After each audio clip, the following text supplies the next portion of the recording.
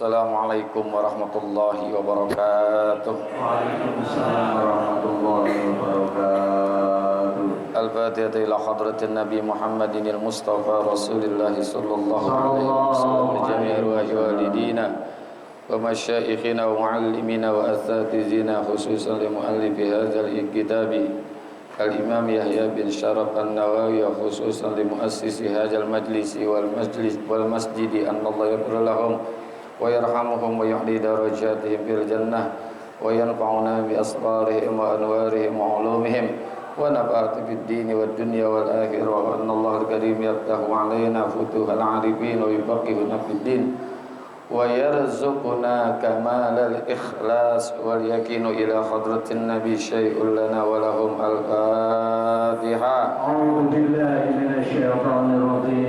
Bismillahirrahmanirrahim. Alhamdulillahi rabbil alamin arrahmanir rahim maliki yaumiddin iyyaka na'budu wa iyyaka nasta'in ihdinas siratal mustaqim siratal ladzina an'amta 'alaihim ghairil maghdubi 'alaihim waladdallin. Amin. Sekali lagi kita baca Fatihah, mudah-mudahan dengan berkah suratul Fatihah Allah ampunin dosa-dosa kita, dosa orang-orang yang berjasa kepada kita. Amin. Allah pelihara diri kita dari musibah, bala dan juga fitnah. Amin. Allah angkat penyakit-penyakit kita baik zahir maupun batin. Kalau ada orang yang minta didoakan sembuh, semoga disembuhkan oleh Allah Subhanahu wa taala. Kalau ada orang berniat jahat kepada kita atau akan berbuat jahat kepada kita, Allah sampaikan kejahatan untuk kita dan Allah jadikan kejahatannya menjadi nikmat buat kita semua. Al-Fatihah. A'udzu billahi minasy syaithanir rajim. Bismillahirrahmanirrahim. Alhamdulillahi rabbil alamin arrahmanir rahim maliki yaumiddin iyyaka na'budu wa iyyaka nasta'in ihdinas siratal mustaqim siratal ladzina an'amta 'alaihim ghairil maghdubi 'alaihim waladdallin. Ya Rabbi bil Mustafa balligh maqasidana waghfir lana ma madha ya wasi'al karami.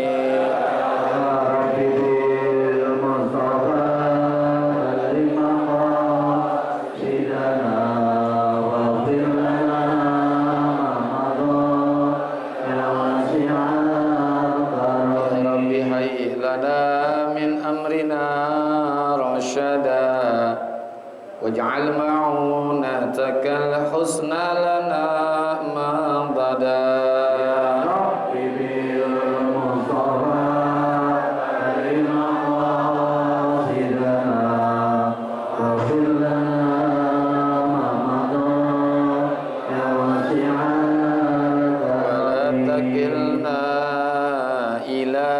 Tadbiri anfusina Fanafsu ta'jizu an islahi ma fasada. Ya Rabbi bil Mustafa karim maqasidana wa fil Ramadan wasi'al karami. Antal alimu wa qad wajjahtu ya amali ila rajai ka wajhan sa'ilan wa yada. Ya Rabbi bil Mustafa karim maqasidana wa fil Ramadan ya wasi'al karami. Walir rajai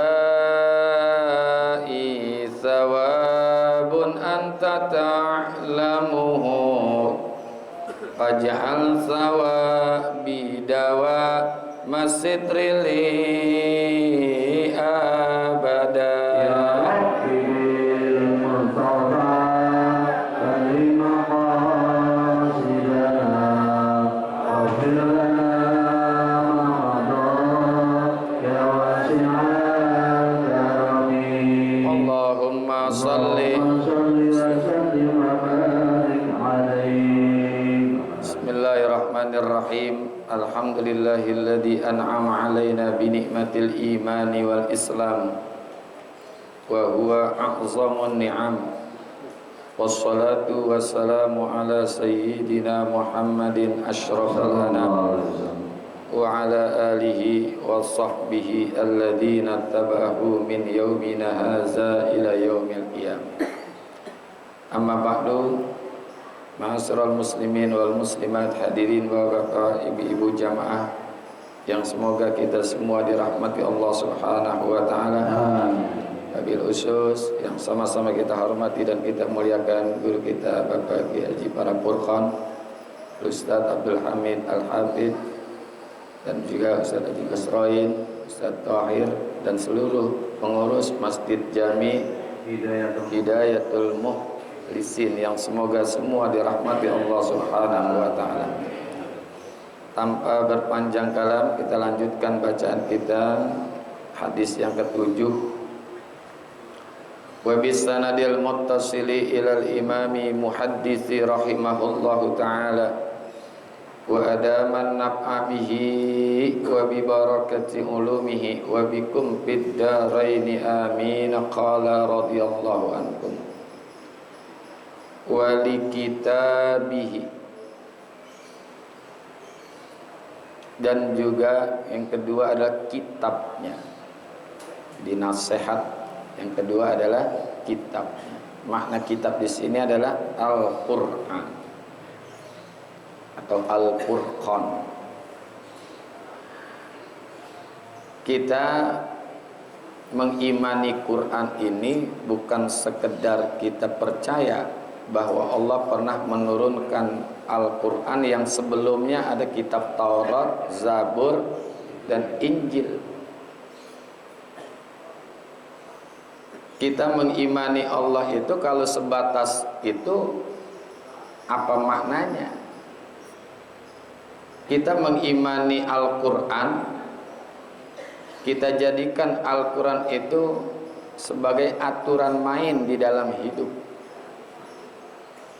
Dan juga kita jadikan Al-Quran sebagai rujukan, Al-Quran sebagai standar, Al-Quran sebagai pedoman di dalam hidup kita. Itu baru namanya mengimani Al-Quran. Bagaimana caranya? Al-Quran kita jadikan standar, pedoman hidup, sistem nilai. Yang pertama harus dipelajari. Yang kedua dibaca, dipahami, dan juga diamalkan. Quran yang Allah turunkan ini merupakan kumpulan daripada kitab-kitab yang sebelumnya. Artinya kalau kita ingin membaca kitab Taurat, nggak perlu baca kitab Taurat, lagian udah nggak ada. Mau baca kitab Zabur, nggak perlu kita baca kitab Zabur. Termasuk kitab Injil, kita pengen tahu isinya, nggak perlu kita baca kitab Injil, baca Quran. Karena seluruh kitab-kitab yang tiga yang Allah turunkan sebelum Al-Quran itu terhimpun di dalam Al-Quran. Kitab Taurat yang diturunkan oleh Allah kepada Nabi Musa, isinya dominan dengan syariah. Syariah itu tata cara ibadah. Jadi dominan isi daripada kitab Taurat itu adalah kandungannya syariah. Kalau kitab Zabur isinya kebanyakan doa, dominan kandungannya adalah doa-doa. Kitab Injil akhlak dan sejarah. Dari mulai syariat, doa, sejarah, itu semua ada di dalam Al-Quran. Di dalam Al-Quran ada perintah Allah. Contoh salat, aqimis salata lidulukis syamsi ila ghasakil laili wa qur'anal fajri innal qur'anal fajri kana masyhuda. Begitu juga zakat, aqimis shalah wa atuz zakah. Begitu juga puasa, ya ayyuhalladzina amanu kutiba alaikumus syiyam kama kutiba alal ladzina min qablikum la'allakum haji, walillahi 'alan nasi hajjul baiti man istata'a ilaihi sabila wa atimul hajja wal umrata lillah. Semua terkandung di dalam Al-Qur'an. Maka Quran ini bukan sekedar dibuat model-modelan saja. Kan nyatanya begitu sekarang. Ya, nyatanya begitu. Quran cuman buat gaya-gayaan. Mau kawin, mas kawinnya Al-Quran, seperangkat alat sholat. Cuman buat gaya-gayaan aja. Ya, mas kawinnya Quran. Yang laki geblek, yang perempuan tolol, disuruh baca kagak becus. Mana pacaran kayak bebek, nyosor melulu. Ngikutin gaya-gaya artis, nikah di depan Ka'bah, mas kawin Al-Quran. Begitu pesta di Ancol, kagak ada yang sembahyang. Nih, Quran ini kita baca, kita jadikan rujukan. Ya, Quran diturunkan bukan buat simbol-simbol saja. Allah turunkan Quran buat simbol, bukan. Quran itu adalah merupakan kitab yang mesti kita baca dulu dah, kita baca. Ya, sekarang kan jangankan baca, ngelihat aja kagak. Mungkin ada di antara kita ini dari mulai habis Ramadan sampai saat ini belum baca-baca Quran ini. Ada nggak? Ada.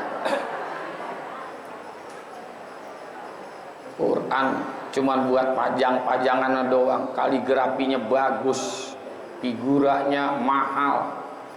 Giliran ditanya buat apa tuh, disuruh baca kagak becus. Nah, Quran ini mestinya kita jadikan bacaan buat kita, sebagai pegangan kita di dalam hidup kita. Jangan bangga kalau punya anak jadi jenderal, bintangnya 4 di pundak. Dia punya senjata, dia punya panser, punya prajurit. Kita juga jangan bangga kalau anak kita jadi konglomerat. Emang nanti begitu kita mati itu di dalam kuburan, panser bisa nembak malaikat apa? Sertifikat obligasi kalau kita udah masuk ke kuburan udah nggak ada gunanya. Walaupun anak kita konglomerat, yang bisa menyelamatkan kita adalah anak yang soleh dan yang bisa baca Quran. Cuman kan sayangnya kalau untuk didikan anak-anak kita dalam urusan Al-Quran, perhatian orang tua kurang. Padahal yang namanya ilmu itu kan terkandung di dalam Al-Quran. Dan ilmu itu kan mahal. Ilmu itu mahal. Kandungan daripada ilmu-ilmu yang ada, meskipun Quran itu bukan kitab ilmiah, bukan. Jangan kita katakan Quran itu sebagai kitab ilmiah. Kalau ada penemuan-penemuan para ilmuwan sesuai dengan Al-Quran, bukan dalam arti Al-Quran itu kitab ilmiah, kitab suci. Tetap nggak boleh kita katakan Quran itu adalah kitab ilmiah, enggak. Kitab suci, mukjizat yang terbesar yang Allah turunkan kepada Nabi kita Muhammad sallallahu alaihi wasallam. Tapi kita harus akui bahwa kandungan ilmu-ilmu itu semua bersumber dari Al-Quran. Mestinya kita lebih perhatian dalam urusan didikan anak kita terhadap Al-Quran, karena ilmu itu mahal. Maka Imam Syafi'i menyebut al-ilmu nurun, ilmu itu adalah cahaya. Imam Hasan Al-Basri menyebutkan juga, "Lau kana lil ilmi suratun lakana suratuhu ahsana minasyamsi wal qamari wan nujumi." Kata Imam Hasan Al-Basri, seandainya ilmu itu bisa digambarkan, bisa dibentukkan, bisa divisualisasikan, niscaya namanya ilmu itu lebih indah, lebih cakep daripada matahari, bulan, dan juga bintang gemintang. Apalagi yang namanya ilmu agama, kandungannya adalah Al-Quran. Ilmu itu mahal. Jangankan ilmu agama, ilmu dunia aja juga mahal. Makanya Bapak Ibu, kalau seandainya kita berobat ke dokter nih, ke dokter sakit, suntik bayarnya sampai 400.000, jangan protes. Karena bayar nyuntiknya aja itu mahal kan, 400.000. Kenapa mahal? Itu belajar nyuntiknya aja mahal. Belajar nyuntik, belum lagi ngukur dosis. Obat kan kudu ada dosis ya, untuk anak-anak dosisnya ada, remaja, dewasa, tua, itu ada dosisnya. Itu ngukur dosisnya, sekolahnya juga mahal. Kalau kita nggak mau bayar 100.000, kita bikin dosis sendiri, kita suntik sendiri, bisa nggak?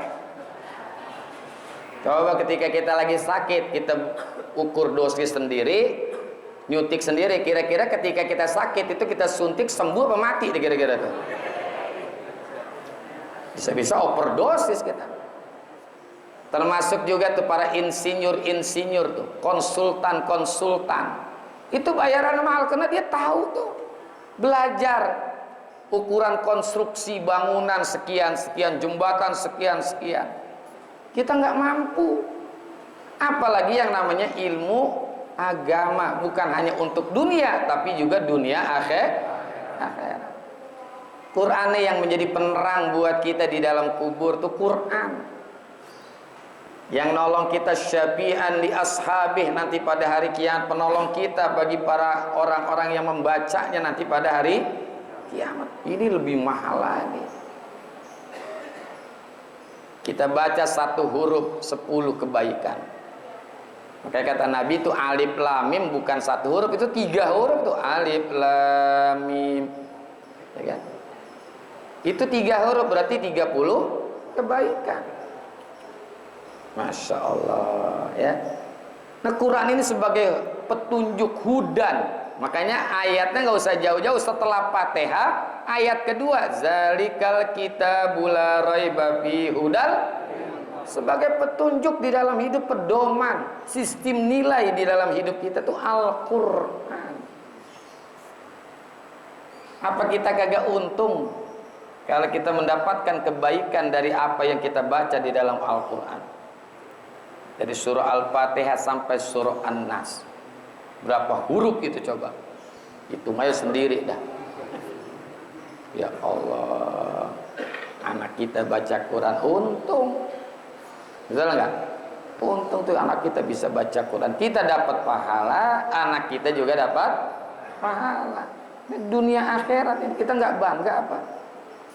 Nyata-nyatanya sekarang orang banyak meninggalkan baca Quran. Makanya ada hadis Rasulullah sallallahu alaihi wasallam, man qara'al Quran wa tahfazahu wa amila bihi ulbisa walidahu yaumal qiyamati tajjan dawuhu mislu daw'is syamsi wa yuksa bi khullatain fayakulan lima kusina hazihi qala bi ahzi waladikumal Qur'an. Man qara'al Qur'an wa ta'allamahu wa amila bihi, kata Rasulullah, siapa orang yang membaca Quran dan dia pelajari itu Al-Quran, dia amalkan itu Al-Quran, Rasulullah bilang ulbisa walidahu yaumal qiyamati tajjan, niscaya nanti pada hari kiamat kedua orang tuanya akan dipakaikan mahkota. Itu mahkota biasanya dipakai buat para ratu-ratu kecantikan, Miss Universe. Ibu-ibu ada yang pernah ngikut kontes Miss Universe belum? Belum ya? Belum. Ratu kecantikan belum pernah ada yang ngikut belum? Ya, potongan nggak kepake semua kayaknya sih. Itu dipakaikan mahkota. Dau'uhu mislud dau'is syamsi. Cahaya daripada mahkota itu seperti cahaya matahari. Wa yuksa bihullatain, dan kedua orang tuanya dipakaikan pakaian serta perhiasan yang cuakep. Bukan cakep lagi nih, cuakep. Orang Jawa kan kalau cuakep, nah itu udah paling cakep dah. Ganteng, guanteng, cuakep. wa yuksa bi khullatain, dan kedua orang tuanya dipakaikan pakaian dan perhiasan yang cakep. Payakulan, maka kedua orang tuanya bertanya, bima kusina hazihi, dengan sebab apa kami dipakaikan mahkota, padahal ketika di Warakas belum pernah pakai mahkota. Dipakaikan baju dan juga perhiasan yang cakep seperti ini. Jawabannya, bi ahzi waladikumal Qur'an, karena anak-anakmu ketika di dunia rajin baca Qur'an. Masya Allah. Bahkan anak kita yang bisa baca Quran itu bisa memberikan syafaat buat kedua orang tuanya, bahkan puluhan keluarganya yang sudah mesti masuk neraka karena sebab anak bisa baca Quran. Hadisnya panjang lagi tuh. Man qara'al Quran wa tahfazahu, ya. Maka anak itu akan diberikan pertolongan dengan Quran. Wa syafa'a asyra min ahlihi aujabahun nar. Bahkan itu anak bisa menjadi penolong bagi puluhan keluarganya, bukan 10 saja nih dalam satu hadis, puluhan keluarga. Aujabahun nar, yang udah pasti masuk neraka. Karena punya anak bisa baca Quran. Sekarang kan bacanya apa? Facebook, Instagram, ya. Sepi bacaan-bacaan Al-Qur'an. Makanya saya bilang jangan bangga punya anak jadi jenderal. Itu sebatas dunia saja kita bangga. Jangan bangga kalau punya anak jadi konglomerat. Tapi semuanya itu tidak membantu kita ketika kita masuk ke kuburan. Udah nggak bisa dibantuin. Dia punya duit banyak, memang bisa nyogok malaikat. Dia punya prajurit nembakin malaikat kagak mempan. Yang bisa membantu kita anak-anak kita yang bisa baca Quran. Al-Imam Jalaluddin As-Suyuti di dalam kitab Syarhus Sudur fi Ahwalil Amwati wal Qubur, beliau menyebutkan apabila ada seorang anak membacakan Fatihah buat kedua orang tua yang sudah meninggal dunia, maka bacaan Fatihah itu akan masuk ke kubur orang tuanya berupa cahaya yang cahayanya sebesar gunung Uhud. Kalau nggak percaya mati dulu, kita bacain di sini dah. Kalau saya meyakin percaya. Yakin nggak? Yakin. Coba Bapak kalau bacain Fatihah nggak kalau buat orang tua habis sholat? Bacain nggak? Itu yang Bapak kirimkan buat orang tua pernah balik lagi nggak? Nah, itu artinya sampai. Kalau nggak sampai balik, betul nggak? Kalau kita ngirim paket, beli paket nggak sampai balik. Tapi kalau nggak balik kan berarti sampai tuh dalil saya itu orang geblok begitu aja udah. Ya kalau kita buka kitab kan gak kuat kita buka kitab lagi. Nih Quran nih, wali kutubih, sebagai kitab-kitabnya. Ini sebagai nasihat buat kita. Dari mulai Al-Fatihah, Bismillahirrahmanirrahim. Alhamdulillahirabbil.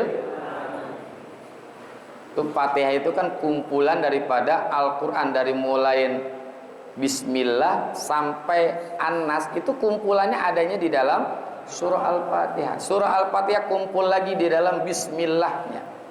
Karena di dalam Bismillah itu nama Allah diiringi dengan sifat yang mulia. Bismillahirrahmanirrahim. Nah, Bismillah kumpul lagi di mana? Pada huruf ba. Bismillah. Tuh huruf ba itu udah cakupan daripada seluruh Al-Quran. Huruf ba. Makanya ada istilah batik nih, bapak pakai batik nih ya. Batik. Batik itu bukan sekedar nama, itu ulama yang bikin tuh batik, ba betitik. Ba betitik itu jadi batik. Ada nilai sosiologisnya, itu sejarah itu. Ya, kita kan kenal batik doang, padahal itu ba itu kepanjangannya ba betitik. Kayak tasbih, netes kabeh. Netes kabeh. Jadi ulama itu bikin singkatan-singkatan kayak gitu, bukan sekedar singkatan, ada maknanya, sebutan tasbih, batik, segala macam tuh. Ya. Jadi ini Quran ini sebagai nasihat. Ya, sebagai nasihat buat kan isinya banyak tuh nasihat. Doa ada nggak doa? Rabbana hablana min azwajina wa dzurriyyatina qurrata a'yun waj'alna lil muttaqina imama. Nanti Quran tuh ada kaitannya satu ayat kepada ayat yang lain, makanya ulama bikin tafsir Nazmud Duror fi tanasubil ayati was suwar. Ada kaitan satu surah dengan surah yang lain. Saya kasih contoh, ihdinas siratal mustaqim. Tunjukkan kepada kami jalan yang lurus. Mana jalan yang lurus? Siratal ladzina an'amta 'alaihim. Jalan yang lurus itu adalah jalan orang-orang yang telah Engkau berikan petunjuk. Ya, siratal ladzina an'amta 'alaihim. Jalan yang lurus itu jalan orang-orang yang telah Engkau berikan nikmat. Siapa yang diberikan nikmat Allah? Lihat surah An-Nisa ayat 69, wa may yuti'illaha war rasula fa ulaika ma'al ladzina an'amallahu 'alaihim minan nabiyyina wasyiddiqina wasyuhada. Oh, yang diberikan nikmat itu 4 tuh, para nabi. Maka ini nasihat buat kita. Kita disuruh ngikutin gaya hidup nabi. Nanti itu rasul-rasul di belakang. Kemudian siddiqin, orang-orang yang disebut dengan waliullah, wasyuhada, para syuhada, wassalihin, dan juga orang-orang saleh. Karena kalau tidak dijelaskan di dalam surah An-Nisa dari siratal ladzina an'amta 'alaihim, nanti orang akan berhenti ibadah. Saya kan udah sholat tapi kok nggak kaya-kaya. Saya kan udah puasa, saya kok, wah, itu pada protes. Ya, pada protes. Itu ada orang yang kagak sholat, nggak puasa, nggak ibadah, hidupnya kaya. Itu kekayaan yang dia miliki, bukannya nikmat. Karena nikmat itulah sesuatu yang baik, yang memberikan zat yang maha baik, diberikan kepada orang-orang yang baik. Jadi kalau ada orang sholat enggak, puasa enggak, ibadah enggak, hidupnya kaya, itu bukan nikmat. Itu namanya istidraj. Surah Al-An'am ayat 44 tuh. Ya. Falamma nasu ma zukkiru bihi fatahna 'alaihim abwaaba kulli syai' hatta iza farihu bima utu akhaznahum baghtatan fa izahum mublisun. Tatkala mereka melupakan perintah-perintah, peringatan-peringatan yang kami berikan, sholat nggak dikerjain, puasa nggak dikerjain, dosa rajin, apa kata Allah? Patahna alaihim abwaaba kulli syai'. Kami tetap membukakan untuk mereka bermacam-macam pintu kemakmuran, kesehatan, kemajuan usaha dikasih oleh Allah. Ya. Hatta iza parihu, tapi lihat, ketika mereka dalam keadaan gembira, lagi flexing, tahu flexing? Nah, flexing tahu? Pamer-pamer kekayaan, mobil Rubicon, Alphard, tas-tas branded, dipajang-pajang tuh di Instagramnya, ya. Akhaznahum baghtatan, kami berikan siksa kepada mereka secara tiba-tiba. Ya kan? Masuk KPK. Ya, masuk KPK. Maka sekarang ada istilah no viral, no justice. Jadi kudu viral dulu, baru pada ketangkep tuh. Yang duit pada banyak, karena majang di Instagram, majang di Facebook, lagi pergi ke Jerman, lagi pergi ke Perancis, lagi pergi ke Korea, dipajang-pajang. Akhirnya mereka ditangkap kan? Tuh akhaznahum baghtatan fa izahum mublisun. Nah, kita kagak majang-majang kan, orang kagak ada yang dipajang, apa dipajang? Jadi keterangan siratal ladzina an'amta 'alaihim adanya dalam surah An-Nisa ayat 69. Itu ada keterkaitan satu ayat dengan ayat yang yang lain. Jadi Quran ini merupakan nasihat buat kita. Ya, nasihat, disuruh sabar, wa tawasau bil haq, wa tawasau bis sabr. Apalagi surah yang pendek itu surah Al-Asr kan cuma berapa ayat? Berapa ayat? 3 ayat. Itu kalau diamalin luar biasa itu dalamnya. Bahkan kata Imam Syafi'i, kalau Allah tidak menurunkan 113 surah, yang Allah turunkan cuma itu doang tuh surah Al-Asr, cukup manusia itu selamat dunia akhirat dengan mengamalkan satu surah Al-Asr. Wal asri. Ini kan bacaan kita kalau kita pulang ngaji dulu. Baca wal asri innal insana lafi. Ternyata di dalam 3 ayat ini menjadi komitmen di dalam hidup kita. Ya. Wal asri, sesungguhnya manusia berada benar-benar kebenaran. Innal insana lafi khusr, sesungguhnya manusia benar-benar berada dalam kerugian. Sampai Allah wal asri, demi masa manusia itu berada dalam kerugian. Illal ladina amanu wa amilus shalihat, kecuali orang-orang yang beriman dan juga mengamalkan. Sebelum amal harus ada ilmu. Yang kedua ilmu nih. Komitmen hidup kita adalah harus punya ilmu, karena ilmu dulu baru amal, sesuai dengan urutan huruf hijaiyah. Coba alif, ba, ta, sa, jim, ha, qa, terus sampai ya. Yang lebih dulu huruf lam apa huruf mim? Lam dulu, makanya ilmun. Baru amalun, tuh mimnya di tengah, dibalik. Ketika amalnya itu dibalik. Nah, kan sama tuh hurufnya. Ilmun, ain, lam, mim. Ketika amal, ain, mim, lam. Jadi ilmu dulu, baru amal. Jadi iman, ilmu, amal. Jadi iman dulu, kemudian ilmu, kemudian amal. Karena rangkaiannya iman tanpa amal nggak ada guna, amal tanpa iman juga nggak ada guna. Amal tanpa ilmu nggak ada guna, ilmu tanpa amal juga nggak ada guna. Ya, illal ladzina amanu wa amilus shalihat wa tawasau bil haq. Artinya kita saling menasehati dalam urusan kebenaran. Ya, urusan kebenaran maknanya kita disuruh dakwah. Agama ini mesti didakwahkan.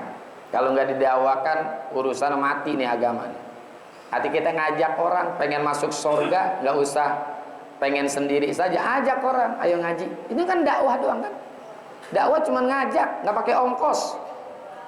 Lah kita ngajak ziarah ke Wali Songo 2 bus dapat nggak? Kita ngajak ngaji aja kagak bisa kan? Itu dakwah, harus didakwakan. Wa tawasau bis sabr, dan juga harus menasihati dalam urusan kesabaran. Karena hidup ini kan banyak ujian, ya. Itu komitmen di dalam hidup itu ternyata ada di dalam surah Al-Asr, cuman 3 ayat.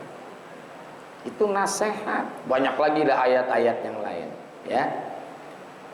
Kehati-hatian kita atas godaan setan ada di dalam surah An-Nas. Alladzi yuwaswisu fi sudurin nas. Yang godain kita bukan hanya setan yang berbentuk jin. Minal jinnati wanas, bisa jadi tuh yang duduk di samping kita godain kita tuh, yang hidup sehari-hari dengan kita di rumah tuh, Bu. Suami itu bisa jadi setan, istri bisa jadi setan, anak bisa jadi setan. Makanya jangan heran kalau ada manusia disebut dengan sebutan setan loh, karena memang minal jinnati wanas, ya gitu. Jadi nasihat banyak dalam Al-Quran. Di sini yang kedua, wali kitabihi. Wallahu a'lam bishawab. Terima kasih. Mohon maaf. Hadanallahu iyyakum ajma'in. Wassalamualaikum warahmatullahi wabarakatuh. Waalaikumsalam.